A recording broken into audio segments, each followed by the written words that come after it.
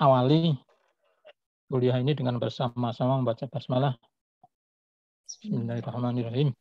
Mudah-mudahan kuliah ini ada manfaatnya untuk kita semua, khususnya untuk adik-adik mahasiswa ya,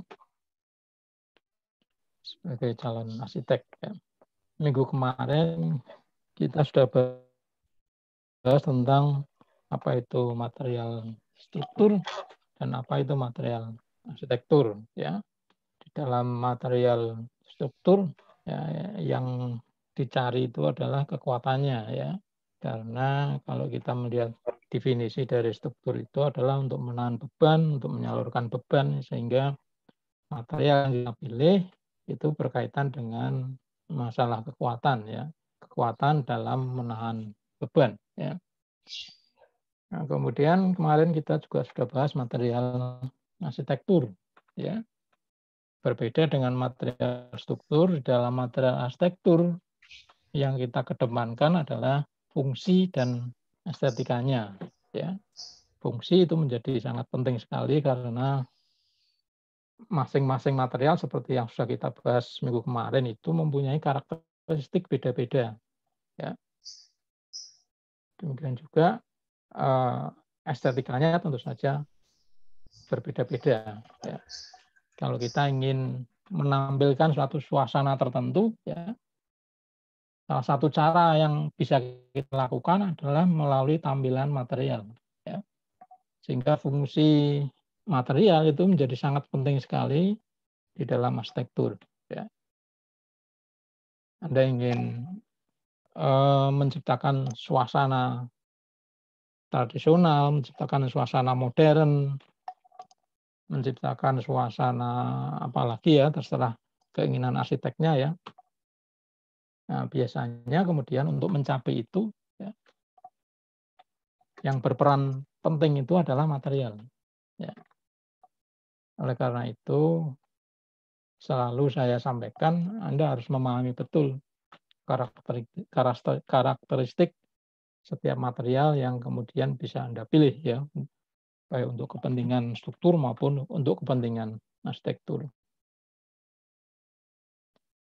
Saya akan share.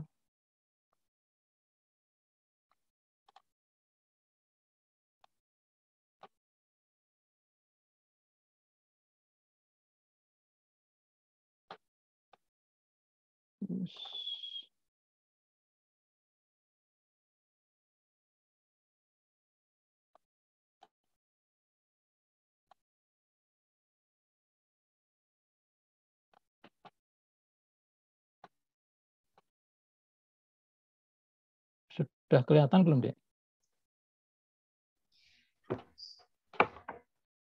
Sudah kelihatan, Dek? Sudah, Pak. Sudah, Pak.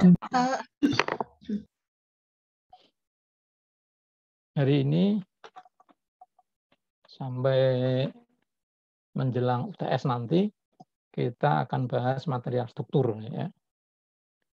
Di dalam material struktur, di dalamnya ada beton ya, ada kayu dan ada baja ya.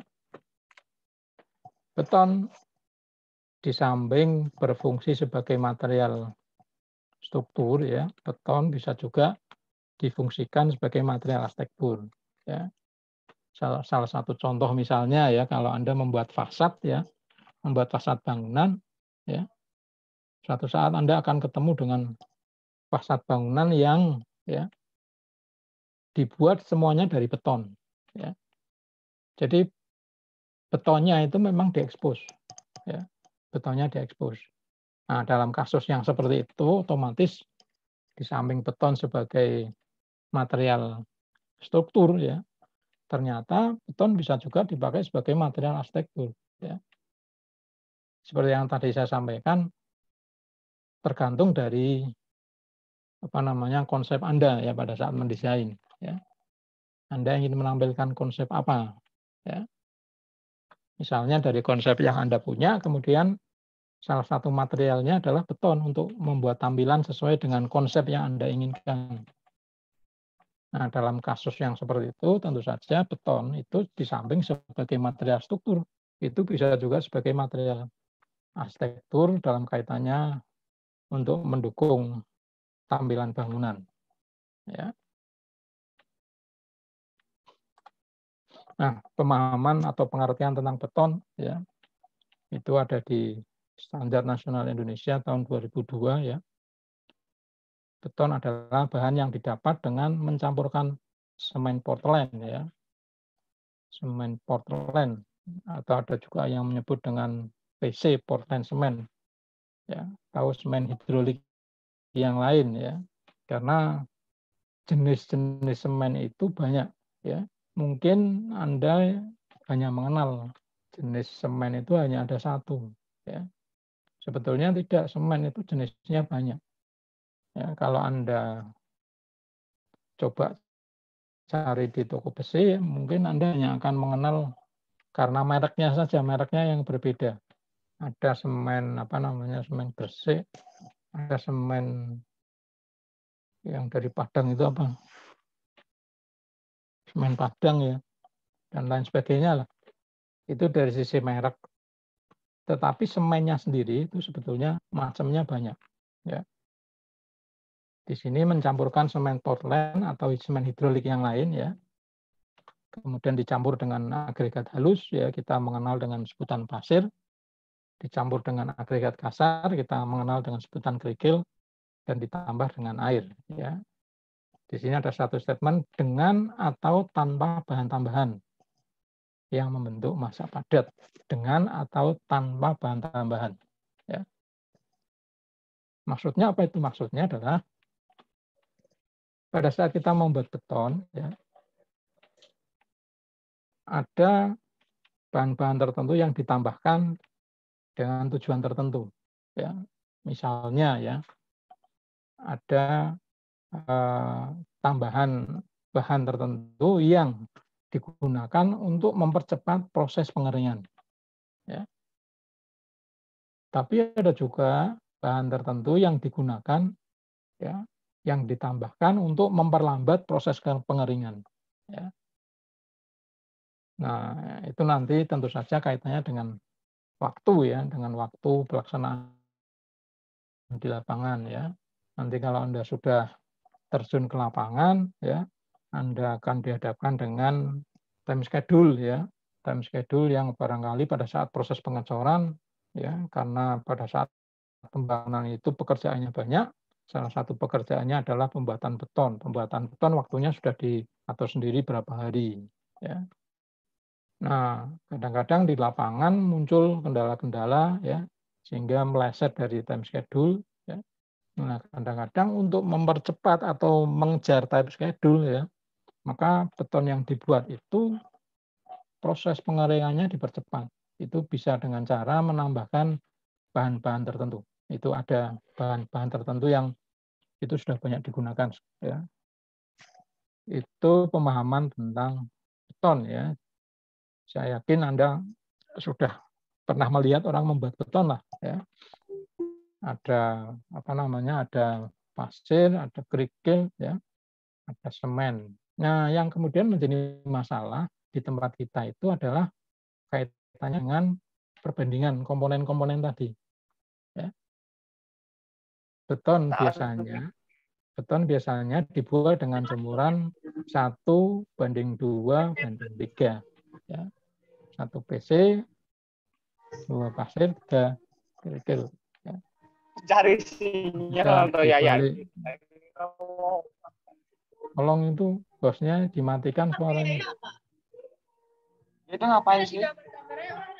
Itu nyari sinyal apa nyari panas? Udah ya. Ya. Jadi yang menjadi masalah di tempat kita itu adalah biasanya komponen campurannya yang tadi saya katakan 1, 2, 3 itu kadang-kadang menjadi tidak pas. Ya. Di lapangan misalnya mereka tidak akan kemudian mencari dengan perbandingan dengan cara ditimbang seperti di lab. Itu untuk tukang-tukang di tempat kita sudah nggak, sama sekali tidak mungkin. Ya. Biasanya mereka ya untuk membuat perbandingan itu menggunakan tempat apa adanya misalnya ya. ember, ya, pakai ember, 1 ember PC dicampur dengan 2 ember kerikil atau 3 ember pasir misalnya seperti itu. Atau bisa juga dengan alat yang lain. Ya. Kadang-kadang malah tidak menggunakan komposisi 1, 2, 3 atau 1, 3, 5 ya. Kadang-kadang hanya dikira-kira saja. Ya.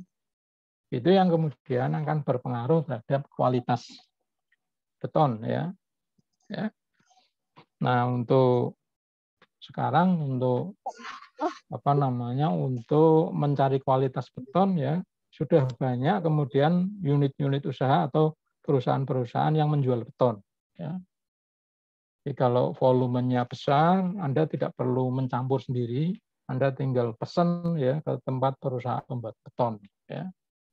Ya harganya biasanya per kubik lah ya.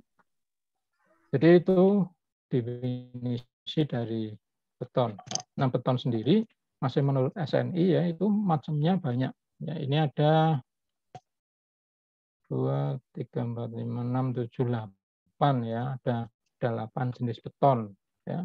Ada beton bertulang ya, beton yang ditulangi, beton yang di dalamnya ada tulangan, ada besinya. Di sini ada statement ditulangi dengan luas dan jumlah tulangan yang tidak kurang dari nilai minimum. Maksudnya apa itu? Maksudnya adalah kalau Anda menggunakan material beton untuk struktur, maka ya harus ada melalui satu proses perhitungan struktur. Ya. Anda tidak bisa kemudian membuat kolom, Anda menentukan sendiri diameter besinya 10, diameter besinya 10 mili, jumlahnya 4 misalnya. Bangunan 4 lantai pakai diameter 10, jumlahnya 4. Ya. Itu tidak bisa dengan melalui proses seperti itu. Harus melalui proses perhitungan. Ya. Nah, yang menghitung itu adalah teman-teman sipil. Nanti teman-teman sipil kan menentukan jumlah tulangannya berapa, luas tulangannya berapa. Itu teman-teman sipil nanti yang menentukan itu. Ya. Nah, kita sebagai arsitek tinggal biasanya negosiasi dengan teman-teman sipil ya. Kalau bisa dimensi betonnya jangan terlalu besar ya. Karena memang dari sisi arsitektur kalau dimensi betonnya terlalu besar itu bisa mengganggu dari sisi arsitektur. Kadang-kadang ada yang minta misalnya ya, bisa enggak misalnya kolomnya dibuat setebal dinding ya. Ya bisa saja. Tinggal teman-teman sipilnya berani tidak dengan mengikuti permintaan kita sebagai arsitek. Ya. Itu tantangan bagi teman-teman sipil. Memang kemudian pekerjaan mereka menjadi lebih sulit ya karena harus berpikir lebih lebih detail ya.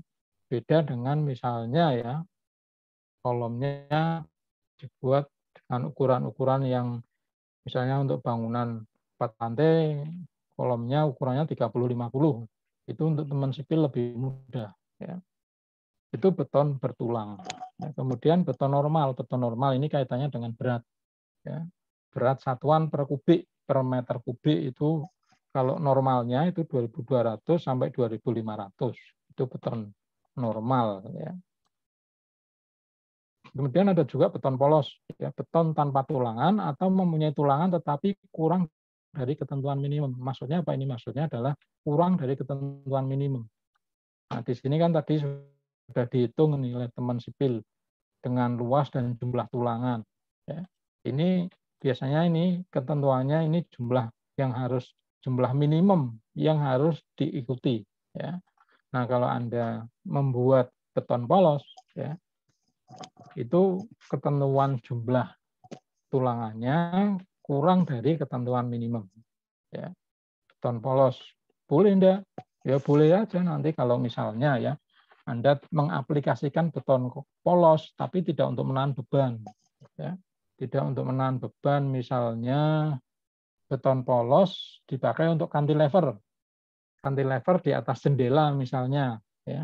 Untuk penahan cahaya matahari, untuk penahan air misalnya, itu boleh menggunakan beton polos. Ya. Karena kalau hanya difungsikan untuk penahan matahari, penahan sinar matahari, penahan air, itu kan tidak ada bebannya. Tidak ada beban yang ada di atasnya. Bebannya ya berat sendiri dari konstruksi itu. Dan yang berikutnya ada beton pracetak. Elemen komponen beton tanpa atau dengan tulangan yang dicetak terlebih dahulu sebelum dirakit. Jadi ini salah satu teknologi pelaksanaan pembangunan ya. Beton itu bisa dicetak di tempat lain di luar proyek, kemudian setelah dicetak kering bawa ke proyek baru dipasang. Jadi tidak jauh beda dengan baja. Baja itu kan pengerjaannya misalnya di workshop ya. Baja pengerjaannya di tempat lain, setelah selesai dibawa ke proyek, sampai proyek dipasang. Nah, beton bisa juga seperti itu. Ya. Kalau Anda sudah pernah ke kampus belum? Halo, belum ada yang pernah ke kampus ya? Jadi kampus kita, kampus berapa ya? Kampus 4 apa kampus 5 lupa saya, yang ada asramanya. Ada asrama mahasiswa. Itu strukturnya menggunakan beton pracetak. Jadi kalau Anda ke kampus yang ada fakultas kedokterannya, di situ ada asrama mahasiswa, asrama putri dan asrama putra. Yang lama, asrama yang lama. Ya. Itu teknik pengerjaannya menggunakan beton pracetak. Ya. Kemudian beton prategang. Maksudnya apa ini? Beton bertulang yang diberi tegangan tekan dalam. Ya, untuk mengurangi tegangan tarik potensial. Maksudnya adalah sebelum beton itu dipasang, beton prategang ini otomatis adalah bentuk dari beton pracetak, ya, karena dilaksanakan di tempat lain, dibuat di tempat lain, kemudian dibawa ke proyek, baru dipasang. Ya. Nah, bedanya dengan yang beton pracetak tadi adalah ada beton yang tidak diberi tegangan tekan dalam, tapi ada beton yang diberi tegangan tekan dalam. Nah, beton yang diberi tegangan tekan dalam itu yang kita sebut dengan beton prategang. Di dalam beton prategang, di dalamnya ada kabel bajanya, ya. Setelah dicor, kabel bajanya ditarik, ya. Ditarik, diberi skrup, ya, sehingga di dalamnya ada tegangan tekan dalam, ya. Nah, kemudian yang berikutnya ada beton ringan, ya, beton yang mengandung agregat ringan. Ya. Nah, biasanya beratnya tidak lebih dari 1.900 kg per meter kubik. Tadi kalau yang normal kan 2.200 sampai 2.500. Ini yang beton ringan. Yang di bawah 2.200 itu kita sebut dengan beton ringan. Nah, beton ringan pasir, beton ringan yang semua agregatnya agregat halusnya merupakan pasir.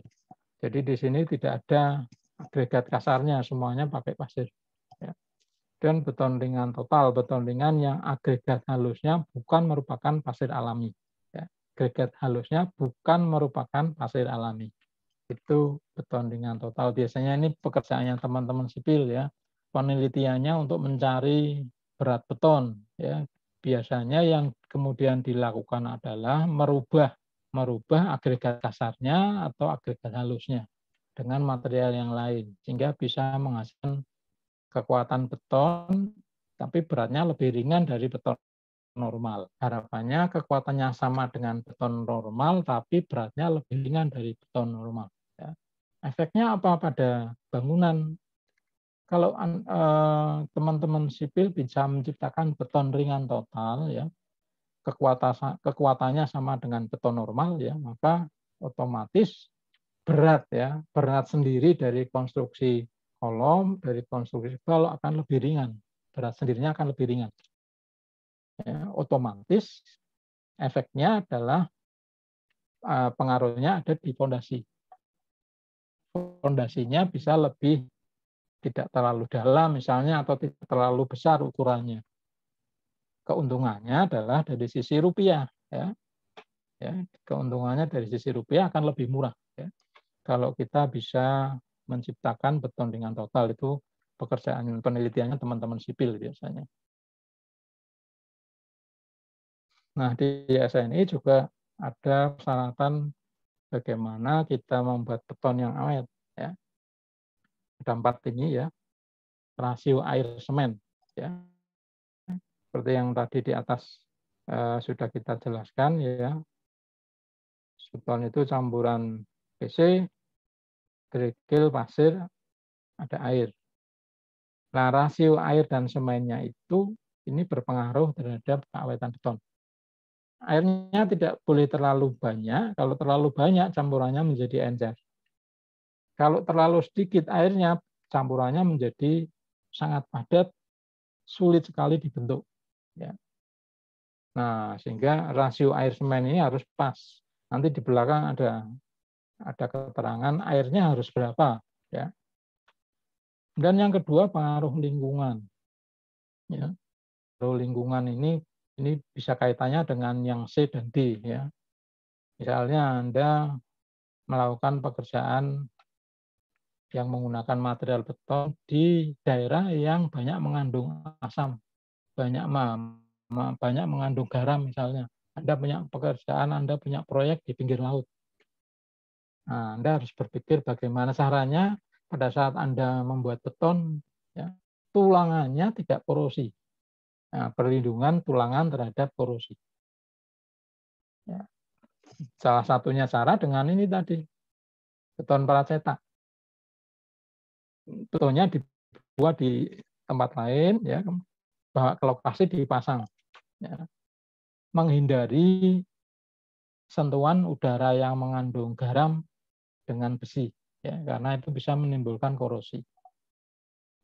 Itu salah satu contoh pengaruh lingkungan. Bisa saja misalnya Anda mendapatkan satu pekerjaan di daerah tertentu yang mengandung sulfat, ya. Jadi yang C ini ya, pengaruh lingkungan yang mengandung sulfat. Sulfat itu apa? Sulfat itu adalah satu bahan kimia ya, asam sulfat ya, mungkin Anda pernah mendengar istilah itu, asam sulfat ya. Itu bisa berpengaruh terhadap kekuatan beton. Nah, asam sulfat itu bisa cair, bisa ada di air, bisa ada di dalam bumi, bisa ada di udara. Ya. Sehingga bisa memengaruhi keawetan beton. Ya. Misalnya air tadi kan, di atas tadi yang A itu rasio air semen. Ya. Berarti ada air. Kalau airnya mengandung sulfat, ya, maka kekuatan betonnya itu bisa kemudian berkurang. Ya.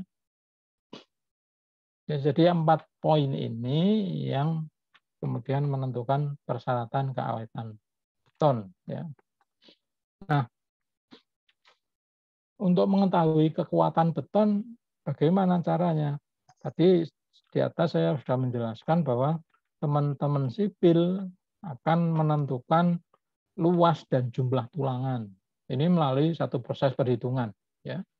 Tidak bisa dikira-kira, ya, dengan SIM-BIM seperti sulap ya, kemudian ketemu jumlahnya sekian, nggak bisa. Ini melalui satu proses perhitungan, ya. Dan yang bisa mengerjakan ini teman-teman sipil. Ya, kita nggak dapat ilmunya ya, mereka yang dapat ilmunya. Ya. Kok nggak bisa pindah ya ini ya? Bentar, udah. Nah, pada saat teman-teman sipil melakukan satu proses perhitungan, maka di situ akan ditentukan kekuatan menerima tekannya itu sampai berapa. Ya. Nah, oleh karena itu kemudian untuk mengetahui beton yang dibuat itu sesuai dengan rencana yang dihitung oleh teman-teman sipil, ada alatnya, ini alat ujinya ini. Anda akan melihat ini yang namanya kubus beton. Ini yang namanya silinder beton. Ini kemudian ditaruh di sini ya. Kemudian ditekan ini dengan menggunakan mesin. Nanti di atas ini, perhatikan kursor saya ya. Ini akan mengeluarkan angka ya. Ditekan sampai ininya pecah ya. Sampai kubus betonnya sampai silinder betonnya pecah. Nah, pada saat pecah itu di angka ini akan menentukan, akan menunjukkan angka berapa. itu adalah maksimum kekuatan tekan dari beton. Ya, karena seperti yang tadi saya sampaikan, ya, beton itu kan dibuat oleh manusia. Campurannya 1, 2, 3. Faktor pengaruhnya banyak ya untuk bisa membuat, misalnya ya, teman sipil menentukan kekuatan tekannya adalah 100 kg per cm persegi misalnya ya. Nah, untuk mencari itu caranya bagaimana untuk bisa menentukan 100 kg per cm persegi? Caranya ya dengan menggunakan alat ini. Anda membuat campurannya, perbandingannya 1, 2, 3, kemudian setelah itu dicetak. Campurannya dicetak dalam bentuk bisa silinder seperti ini atau bisa kubus. Kalau sudah kering, ya, pengeringannya itu biasanya kalau beton 28 hari itu maksimal ya. Jadi memang waktu untuk kering itu membutuhkan waktu yang lama. Oleh karena itu tadi di depan saya sampaikan supaya pengeringannya cepat bagaimana? Kasih bahan tambahan tadi. Ya. Kita tidak usah menunggu sampai 28 hari, mungkin 21 hari sudah cukup. Waktu 1 minggu di pekerjaan lapangan itu sudah bisa mengejar persentase sekian persen. Ya. Nah, ini cara untuk menguji kekuatan tekan beton. Ya. Nah, kita akan masuk ke komponen pembuat beton ya. Yang pertama adalah semen. Ya. Semen itu campuran dari ini: batu kapur, tanah liat, pasir besi, silikat, dan gypsum. Ya. Nah, kalau kita lihat di sini ada proses pembuatan semennya ya, mulai dari bahan mentah ya, kemudian di crushing ya, dihancurkan ya, bahan mentahnya seperti ini ya. Ini yang kemudian kadang-kadang seringkali daerah-daerah tertentu itu mempunyai potensi untuk membuat semen. Tapi seringkali masyarakat sekitar itu atau berbenturan dengan masyarakat sekitar misalnya. Ya. Karena kalau di sini sudah diambil materialnya ya, masyarakat sekitar biasanya takut kalau sumber airnya misalnya berkurang. Ya. Bisa berpengaruh terhadap kehidupan masyarakat sekitarnya misalnya. Ya.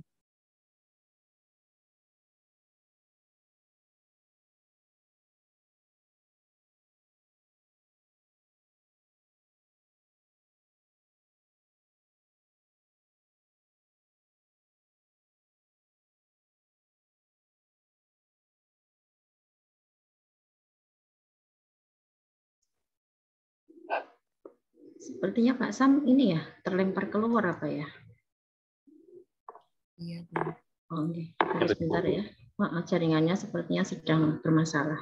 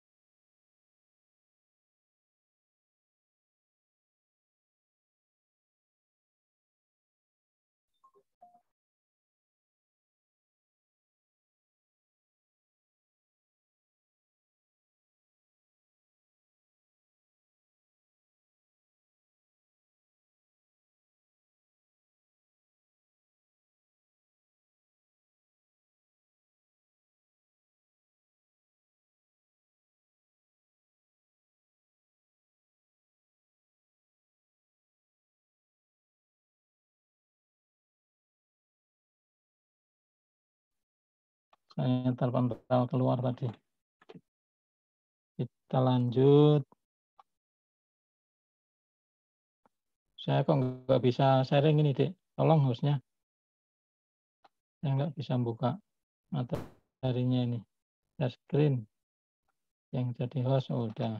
Ampun. Ya. Ya, jadi ini tadi saya menjelaskan tentang tracing ya. Material mentahnya seperti ini, kemudian tadi ada beberapa material tambahan, ada batu kapur, tanah liat, pasir besi, silika, dan gipsum.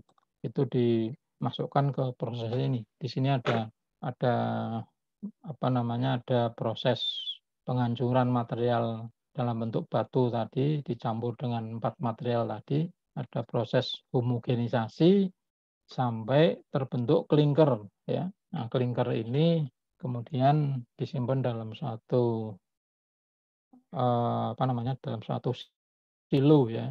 Jadi seperti tabung itu yang besar ya. Ya, kemudian dari klinker itu baru bisa terbentuk proses yang keempat ini ya, butiran-butiran semen. Nah, kalau sudah sampai sini, ini semen sudah jadi. Ya, semen sudah jadi, kemudian siap untuk didistribusikan atau untuk dijual. Ya. Ini silakan nanti ini ada penjelasannya, apakah itu crushing, apa itu conveying ya, nanti Anda baca sendiri ya. Ini tadi saya sudah jelaskan raw mill, ada proses basah, ada proses kering ya. Nah, ini di kalau kita lihat, nah ini rotary kiln ya. Rotary kiln itu bentuknya seperti ini. Di dalamnya ada apinya, kemudian tadi butiran-butiran campuran yang masih dalam bentuk belum jadi semen itu dimasukkan lewat sini. Ya. Ini ada pembentukan klinker. Nah, tadi saya sudah sampaikan bahwa semen itu tipenya banyak. Ada tipe 1, 2, 3, 4, dan 5. Ya. Biasanya kita yang ada di pasaran ya. Yang ada di pasaran itu kita pakai semen tipe 1 yang dipakai untuk membangun rumah-rumah masyarakat misalnya, itu semen tipe 1. Ya. Nah, semen tipe 2 dipakai untuk konstruksi bangunan dari beton massa yang memerlukan ketahanan sulfat. Ya, tadi sudah saya bahas sedikit tentang apa itu sulfat ya, yang adanya di dalam tanah, ada di air. Ya. Tadi sudah kita bahas bersama, sulfat itu menyebabkan penurunan kekuatan beton. Nah, di sini pabrik sudah membuat semen yang tipenya itu untuk apa namanya, untuk menanggulangi pengaruh buruk dari sulfat ya. Sehingga kalau Anda sudah tahu di suatu lokasi tertentu tempat Anda mempunyai proyek di situ banyak sulfatnya, ya Anda pakai semen yang tipe 2 ini ya. Semen untuk menanggulangi sulfat ya. Nah, yang tipe 3 dipakai untuk konstruksi bangunan yang memerlukan kekuatan tekan awal yang sangat tinggi ya pada fase permulaan setelah pengikatan terjadi. Apa itu pengikatan? Nanti di belakang setelah ini kita akan bahas apa itu pengikatan. Ya. Ya, jadi ada bangunan-bangunan tertentu yang mempunyai syarat ini, yang membutuhkan syarat ini, yang memerlukan kekuatan tekan awal yang sangat tinggi pada fase permulaan setelah pengikatan terjadi. Misalnya apa ini? Misalnya ya, biasanya ini terjadi di jembatan. Ya. Di jembatan yang kalau Anda lihat desainnya dari sisi arsitektur sekarang itu sudah sangat banyak berkembang dengan bentuk yang macam-macam. Nah, itu perlu kekuatan tekan awal yang sangat tinggi biasanya di jembatan. Ya. Kalau di bangunan biasanya ada di bangunan tinggi. Ya. Kalau bangunan rendah bertingkat rendah satu lantai itu tidak perlu semen ini ya, karena otomatis setiap jenis semen itu kan pasti harganya berbeda-beda. Ya. Yang diciptakan untuk menanggulangi sulfat harganya akan beda dengan semen-semen biasa yang dipakai oleh masyarakat misalnya. itu semen yang tipe 3 ya. Ini di bawah ada penjelasannya, semen tipe 3 disebut juga semen dengan kekuatan awal tinggi.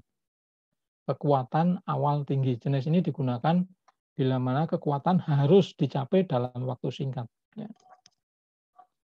Ya, jadi tadi di samping kita bisa menggunakan bahan tambahan ya. Ada material tambahan untuk mempercepat pengeringan ya. Kita bisa juga menggunakan semen tipe 3 ini. Ya, bisa.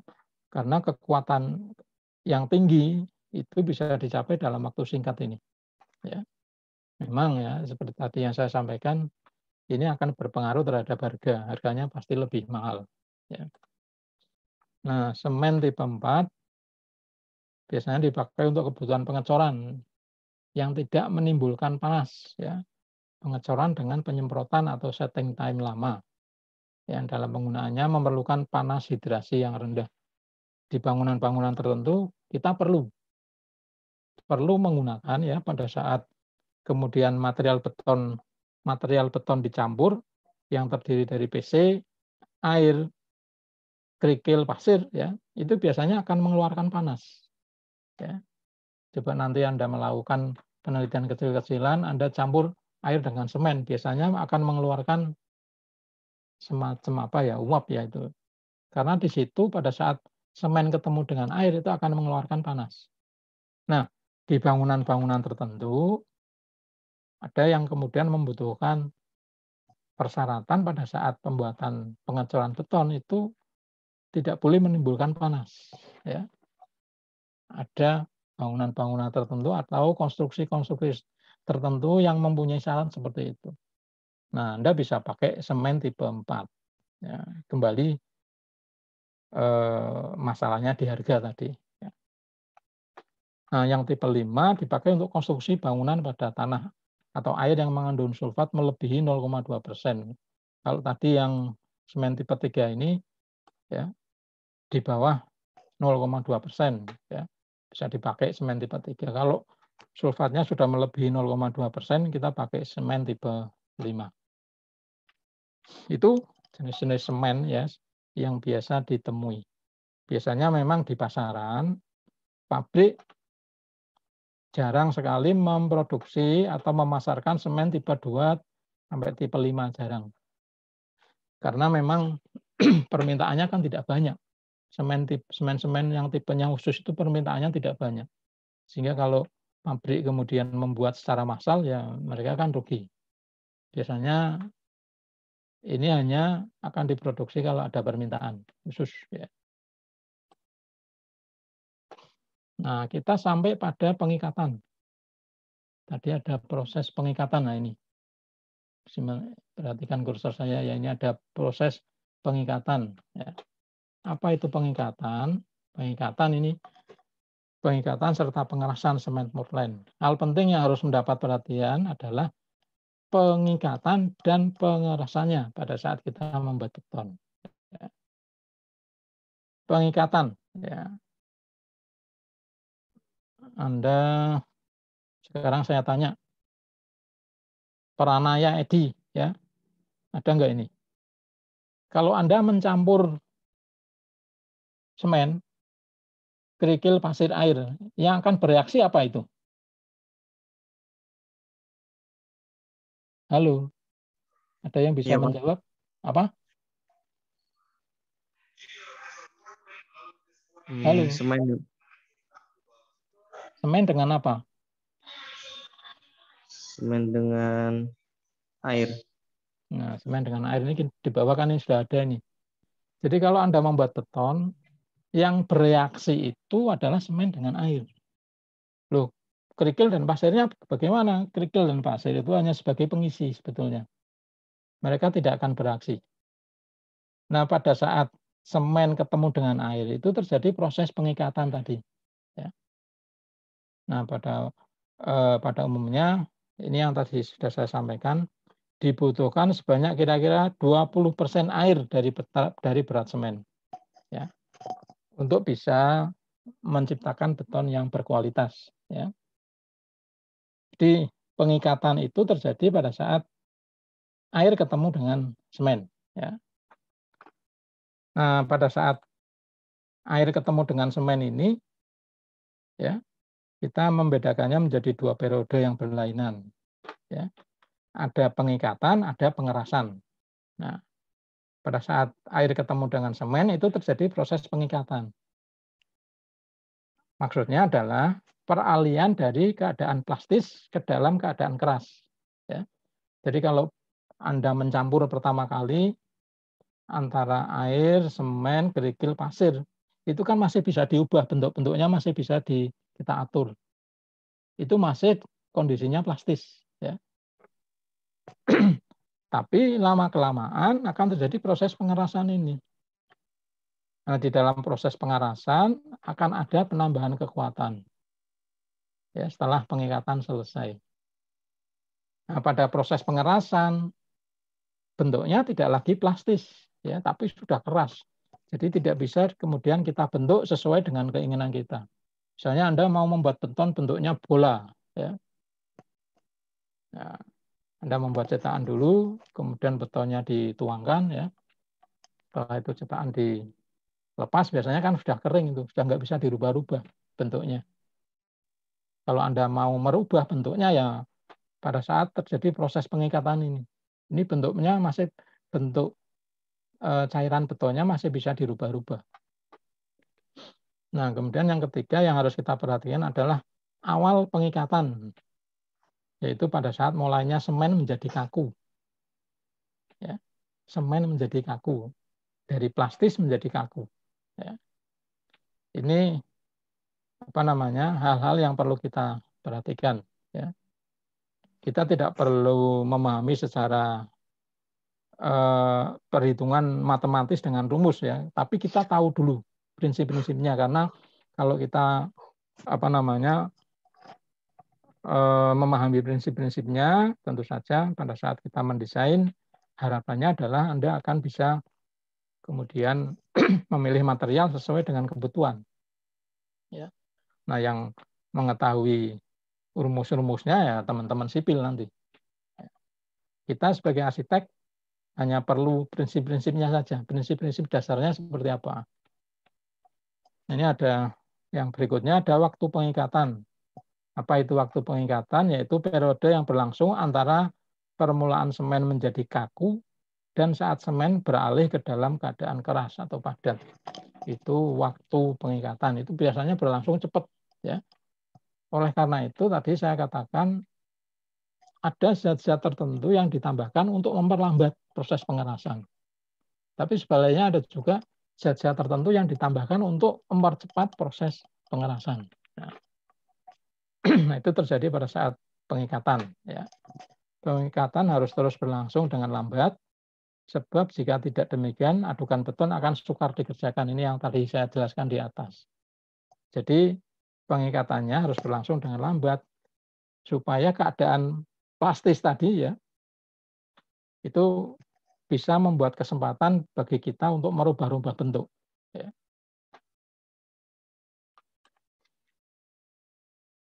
Nah, ini ada faktor yang berpengaruh terhadap pengikatan awal ya, antara air dengan semen tadi. Misalnya umur semen. Ya, umur semen ya. Biasanya kalau kita beli semen kita kan nggak tahu itu sudah lama atau masih baru. Karena kalau semen itu ditumbuk terlalu lama biasanya keras ya. Nah, akibatnya kalau ditumbuk terlalu lama akan menunjukkan proses pengikatan yang lambat. Ini kalau umur semennya terlalu umur semennya terlalu lama ya, proses pengikatannya lambat. Nah, di samping itu kekuatan tekannya akan lebih rendah. Jadi bisa juga berpengaruh terhadap kekuatan beton. Kemudian suhu pada saat proses pengecoran ya. Pada saat proses pengikatan ya itu harus berada pada posisi 23 derajat Celcius. Ya, karena kalau terlalu dingin juga tidak bagus, terlalu panas juga tidak bagus. Ya, ini sudah melalui satu proses penelitian ya kenapa 23 derajat Celcius. Nah, ini air yang dibutuhkan tadi. 20% dari berat semen. Ya. Ini ada satu tabel yang menunjukkan pengaruh umur semen terhadap mutu beton. Ya, Anda bisa lihat kalau umur semennya 12 bulan, ya, kekuatannya bisa berkurang 30-40%. Ya. Jadi misalnya Anda beli semen yang sudah ditumbuk di gudang sampai 1 tahun, itu pasti akan berpengaruh terhadap kekuatan betonnya. Ya. Nah, ini tadi di atas saya sudah sebutkan ada bahan pengisi, agregat dan persyaratannya. Ada pasir, ada kerikil. Ya. Kalau agregat halus ya, agregat yang digunakan dalam campuran beton terdiri dari 60% sampai 70% dari volume totalnya. Ya, Anda bisa bayangkan 1 meter kubik beton, agregatnya itu sampai 60 sampai 70% volume dari 1 meter kubik beton. Ya. Agregat halus dan kasar ini hanya sebagai pengisi. Dia tidak akan bereaksi dengan semen, tidak akan bereaksi dengan air. Ya. Nah, untuk beton ada 2 macam, yaitu agregat halus. Pasir itu ukurannya ini. Ya, diameternya harus 4,8 ya. Kemudian kalau agregat kasar di atas 4,8. Jadi semen sudah, agregat sudah, sekarang bahan air untuk campuran beton. Tadi volumenya adalah 20% dari berat semen ya. Ini ada syarat-syarat, airnya tidak boleh sembarang air ya. Jadi kalau kita melihat tukang kita, kadang-kadang untuk membuat plesteran airnya ambil dari selokan. Kalau ada air hujan, air hujannya itu dipakai. Nah, kalau kita menggunakan air yang seperti itu sudah dipastikan kualitas betonnya pasti tidak bagus. Ya. Di sini ada syarat air tawar yang dapat diminum. Air harus bersih dan tidak mengandung minyak, tidak mengandung sulfat. Ya. Air pencampur yang digunakan pada beton yang di dalamnya tertanam logam dan aluminium, termasuk air bebas yang terkandung dalam agregat. Tidak boleh mengandung ion klorid, ya. Asam sulfat tadi. Ya. Ini syarat-syarat air yang harus digunakan. Ya. Kalau kita ragu-ragu, ya misalnya ya Anda diminta untuk mendesain atau teman-teman sipil membuat beton bentangannya sampai 50 meter, 100 meter. Itu tidak boleh main-main itu. Materialnya harus betul-betul diuji. Semennya, airnya, ya. Agregat kasarnya sampai agregat halus, ya. Anda mungkin masih ingat cerita terakhir tentang Mandalika ya. Tentang sirkuit Mandalika itu kan aspalnya dikelupas, ya.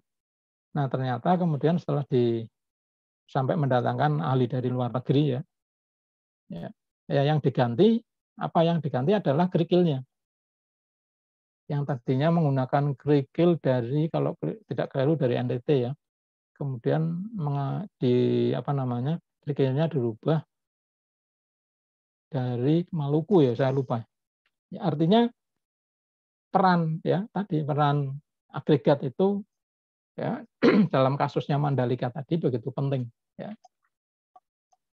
Nah, kalau kita kemudian ragu-ragu ya, khususnya terhadap air ya. Nah, kita perlu melakukan tes air.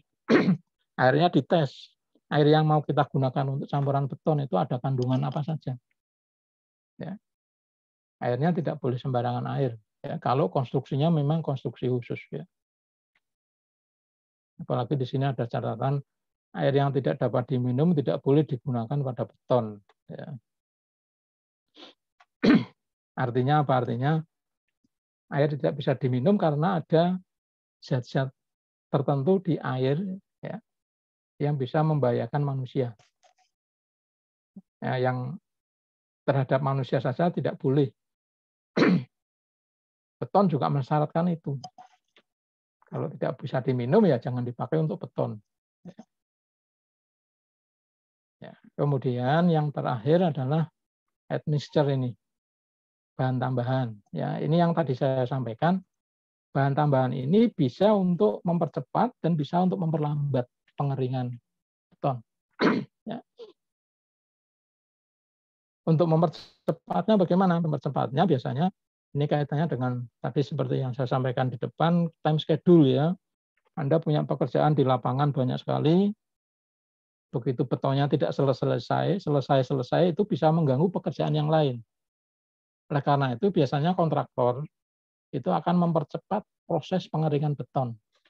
Caranya bagaimana tadi caranya? Dengan menambahkan bahan tambahan. Ya. Ini ada beberapa jenis bahan tambahan ya.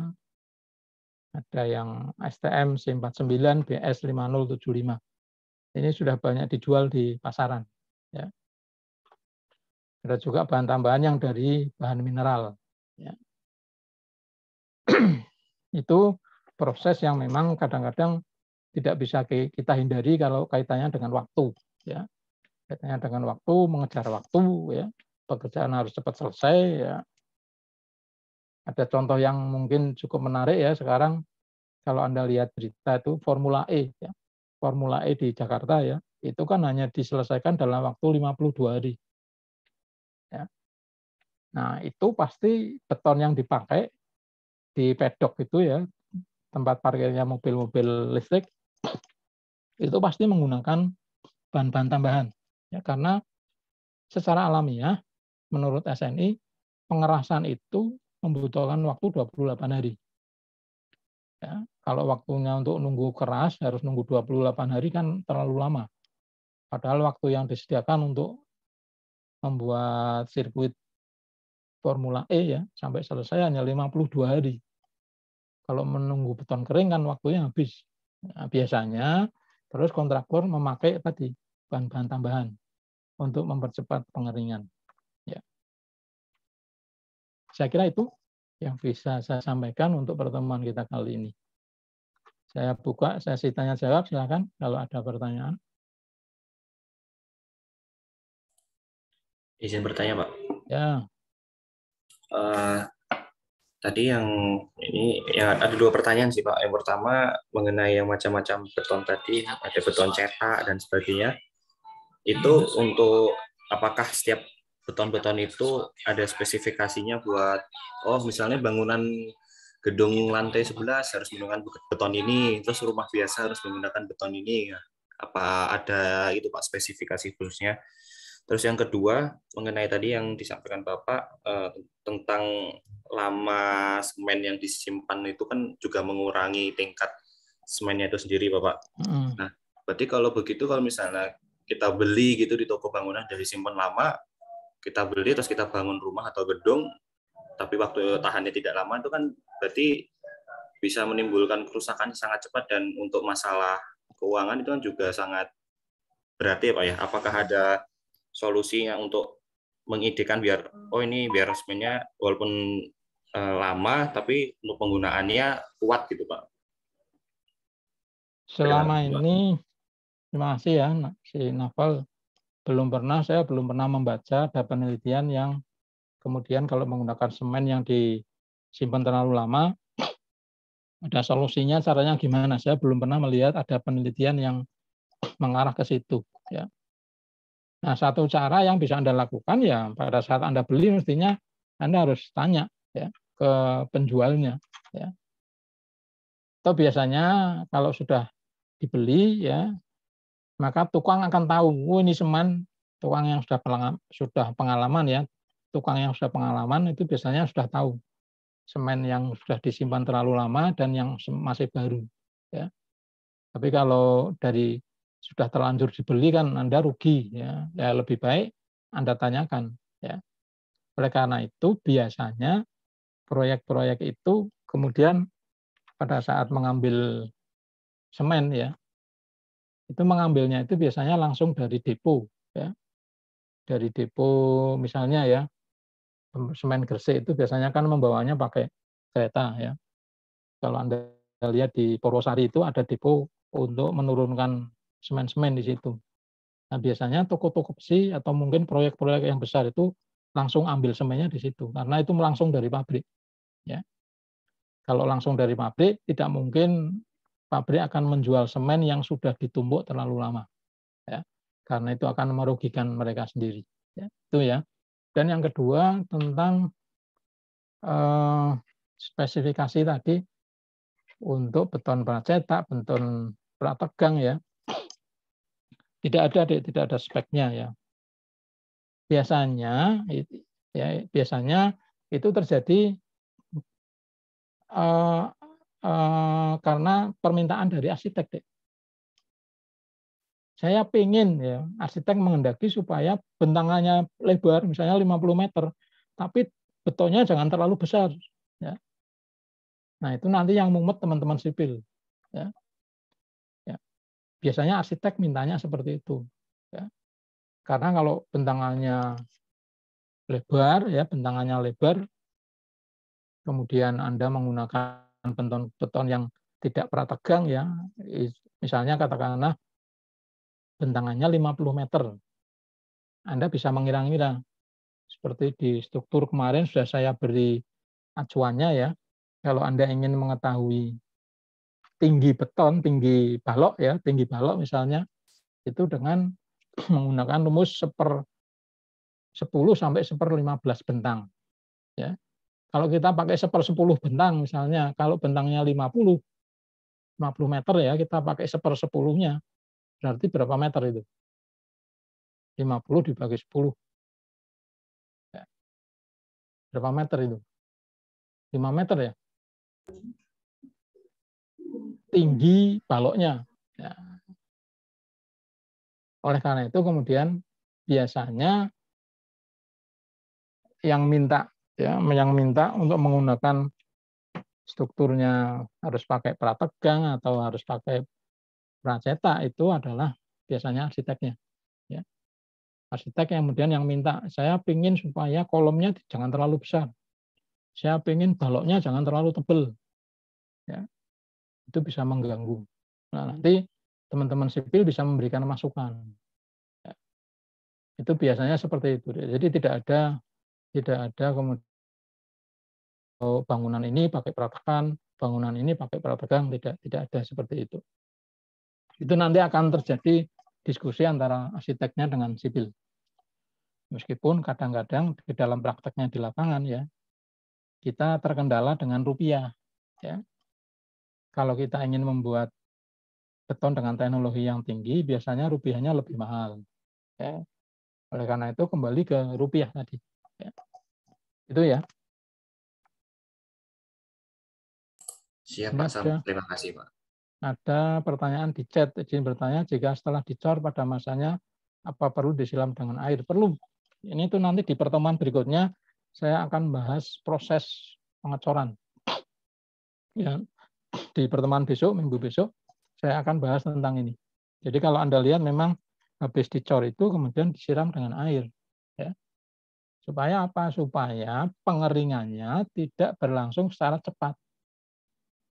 Sebab kalau pengeringannya berlangsung secara cepat, pasti akan terjadi pecah.